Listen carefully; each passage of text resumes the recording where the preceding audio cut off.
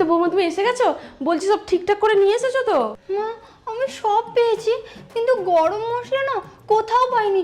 সব দোকান খুঁজেছি, কিন্তু কোথাও গরম মশলা নেই, সব ঠান্ডা মশলা। বৌমা আজকে শিলনোড়ায় চাটনি বানাবো, দারুণ খেতে হয়। মা আমি করছি, ঠিক আছে, কিন্তু প্লাগটা কোথায়? এক কাজ করুন, আপনি বরং প্লাগটা নিয়ে আসেন, আমি চাটনি বানিয়ে দিচ্ছি, আপনার একটু কাজের সুবিধা হয়ে যাবে তাহলে।